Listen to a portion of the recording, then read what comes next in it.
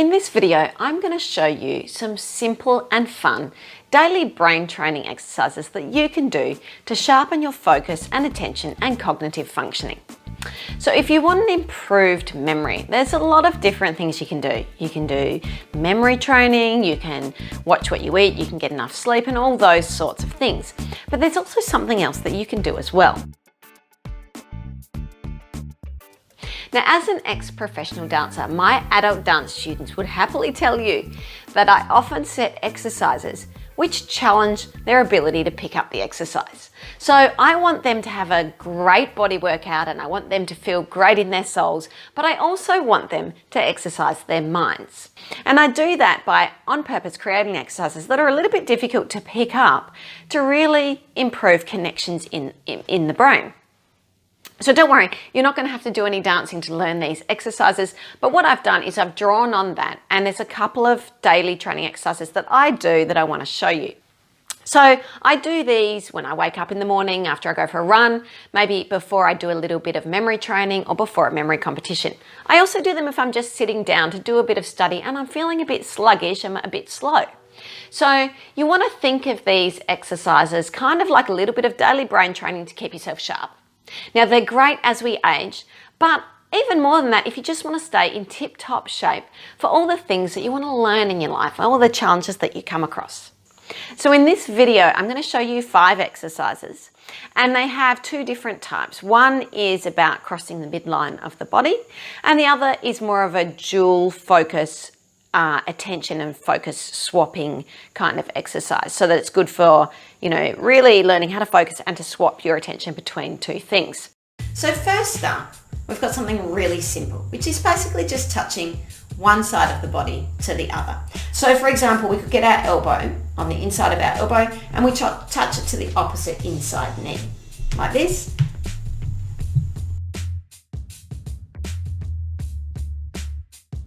And if you're not flexible, you can go down. Or if that's too much for you, you can also take your hand and touch it to your opposite inside ankle. And again, you don't have to be that flexible, you can lean right over. The next one is a little bit more tricky, and it requires you to put your arms up overhead, open and twist to one side, bend your knees at the bottom, and then open and twist, coming up. You do that again, you can do it slowly until you get the hang of it. And then you can do it quite quickly and let your arms swing. And it feels quite nice to do. Of course, you need to do it on the other side too. So you can do it slowly first, until you get the hang of it, and then you can speed it up. And then we've got dual task style of exercises. Now, some of these are ones that you've probably seen kids do or you've done them yourself, like the old rub your stomach and pat your head. But don't forget, you also need to swap sides. Then they progress to get a little bit more complicated. So in this next one, you might have seen this around as well. You're pointing a 1, then you're going 2, then you're going 3, up to 4, 5, and then you reverse it. So it's 1, 2, 3, 4, 5. And obviously, you want to get a little bit quicker at it as you go if you can. The third one is a little bit more difficult. It takes a little bit of practice, but just keep at it and you'll get it. The basic pattern is, try it out with both hands first. It goes down, up, out, in, down, up, out, in. Then you want to make one hand keep going while the other one starts halfway through. So this one's starting down, up, and this one's going out, in. So we'll be going down, up, out, in, down, up, out, in, down, up, out, in, down, up, out, in. That one does take a little bit longer to get the hang of, but keep with it and you'll get there. So what are some other things that you can incorporate into your life to promote a healthy, fit brain besides these exercises? Learn new things. So learning new things is great for our minds. Now, You want to have a little bit of a think about this too, though. So if you've been practicing puzzles or Sudoku, that's great. But as you improve at them, you want to keep learning new other things as well. So languages are great, music's excellent. And even with the exercises you've been given today, once you master them and you find them really easy, it's time to move on to some others that are similar but different. And I'll be releasing more videos in upcoming weeks so you can do them too.